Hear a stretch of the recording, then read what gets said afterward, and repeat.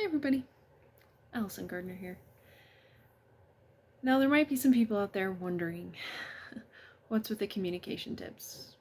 What's going on? And it might not seem like it, but that's actually the next step of the journey that I've been on. In my search to empower other people, in my search to support my spouse who faces mental illness, in an effort to come to terms with my own codependency and fear and need for control. That's the next thing that's shown up for me. The importance and the need to communicate. Because when I was wanting to empower people, I had an honest desire. I really wanted to help them. But I wanted to do it my own way and in my own timetable. And I just wanted to keep pushing through as fast as I could.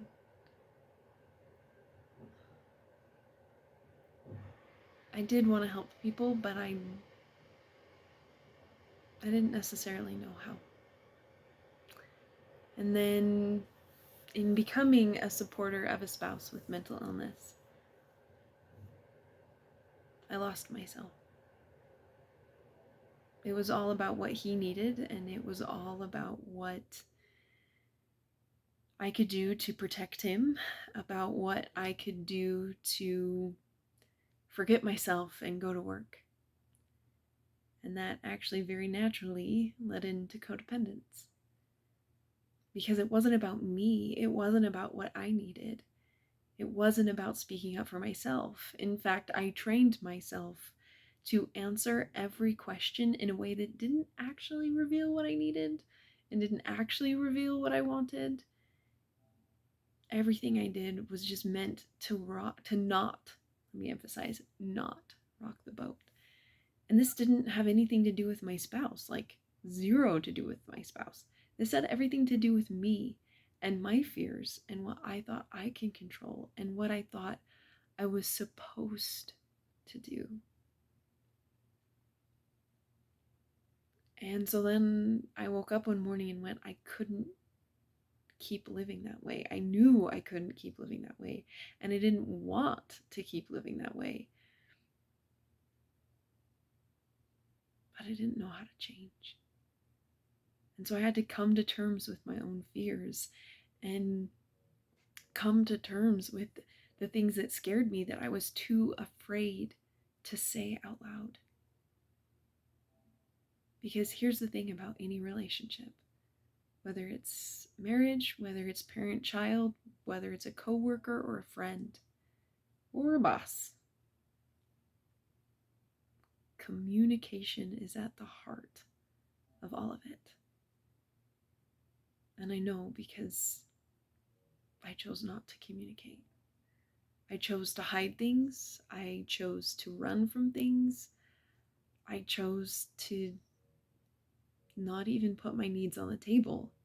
Because if my needs weren't on the table, I'd never have to hear the word no.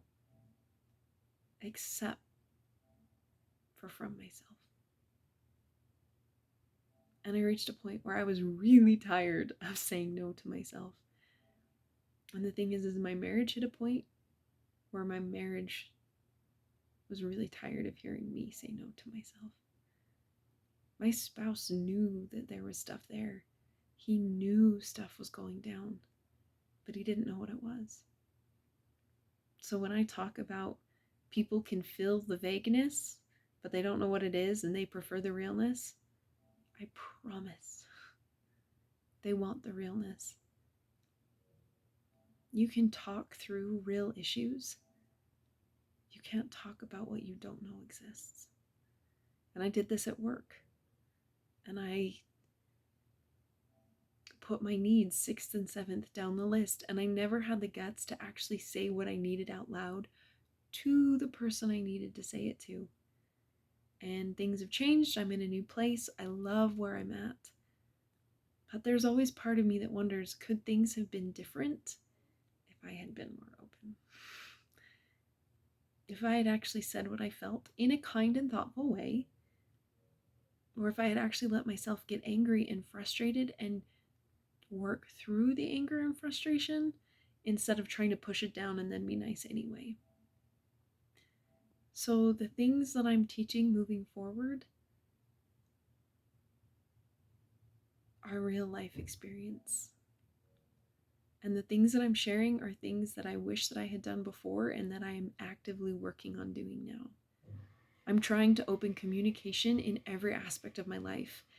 Some areas I'm still working on healing and I'm not there yet. And I'm learning to communicate to myself that I accept myself as I am, even in my fear, even in my frustration to myself that I just can't make this change happen. Communicating with ourselves and being upfront and honest with ourselves changes then how we can communicate with other people. And how we communicate with other people changes the world. Every step of this journey has taken me a step closer to myself and has taken me steps closer to changing the world. If there are changes that you'd like to see happen in your world, or maybe you just want to try something new. You want to free up some emotional capital in your relationships. You want to try things differently than you ever have before. Come along and watch how you can change the world too. Because that is exactly what I'm setting out to do. When we have open, honest, clear communication, things change. Maybe not the thing that you were gunning for, but by opening communication, you establish trust. When you establish trust, you increase vision. And when you have vision, things change. I am excited for us to change the world. And I'm excited to see what a better world that we can build. Because that's exactly what I intend to do. I hope you'll subscribe and you'll join me on this journey. Some of it will be tips, some of it will be epic failures, and some of it will be epic wins. And every step of it will be glorious.